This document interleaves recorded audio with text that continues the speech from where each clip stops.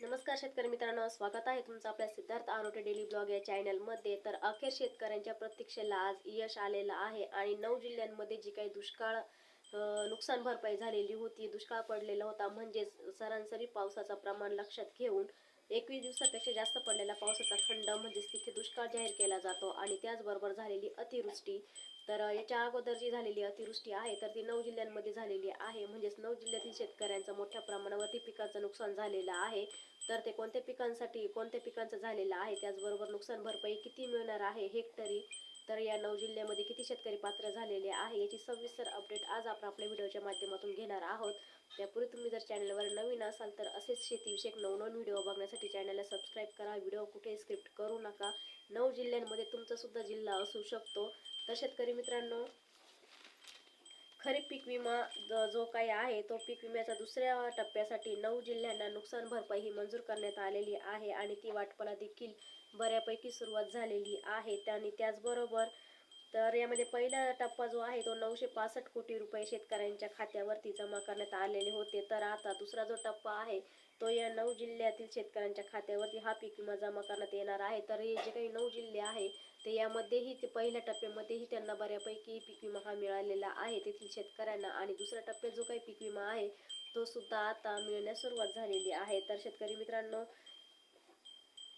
ते जिल्हे कोणते आहे तर 2023 मध्ये सरासरी पावसाचं प्रमाण लक्षात घेऊन खूप कमी प्रमाणामध्ये पाऊस झालेला होता आणि नंतर झाला तो अतिवृष्टी झाला।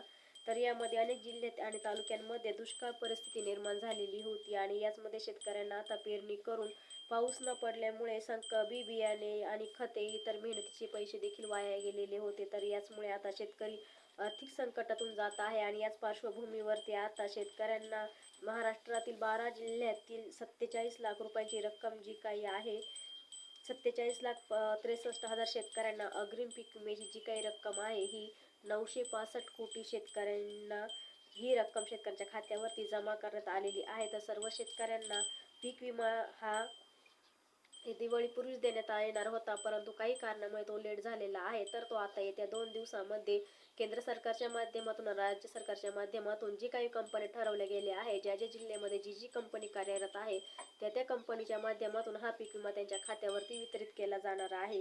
तर यामध्ये 12 जिल्ह्यातील शेतकऱ्यांना पीक विमा देण्याची धनंजय मुंडे यांनी आश्वासन देखील दिलेले होते आणि त्यानुसारच 12 जिल्ह्यातील शेतकऱ्यांना पीक विमा देण्यासाठी पीक विमा कंपनीने आक्षेप घेतला नव्हता अशा जिल्ह्यातील शेतकऱ्यांना दिवाळी आधीच पीक विमा 25% जे काही अग्रिमचा पीक विमा आहे तो दिलेला आहे। पण आता जे 9 जिल्हे आहेत त्या जिल्ह्यातील शेतकऱ्यांना दिला जाणार आहे, म्हणजे जे काही 9 जिल्हे होते या शेतकऱ्यांना पीक विमा कंपनीने आक्षेप घेतल्यामुळे या जिल्ह्यातील काही शेतकरी हे वंचित राहिलेले होते, परंतु ते आक्षेप मागे घेतल्यामुळे आता या जिल्ह्यातील शेतकऱ्यांना, जे काही वंचित शेतकरी आहेत त्यांना सुद्धा हा पीक विमा दिला जाणार आहे।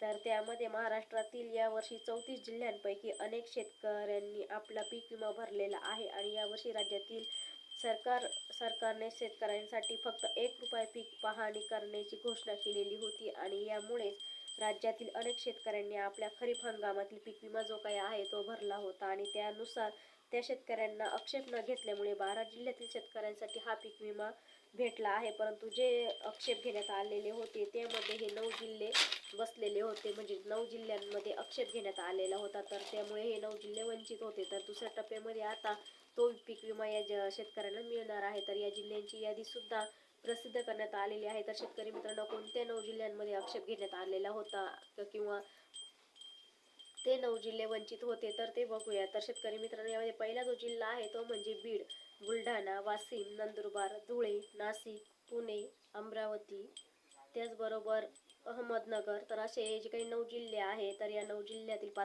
पात्र शेतकऱ्यांना आता दुसऱ्या टप्प्यामध्ये पीक विमा हा दिला जाणार आहे। तर शेतकरी मित्रांनो, ही होती 9 जिल्ह्यातील सर्वात महत्त्वाचा असं अपडेट।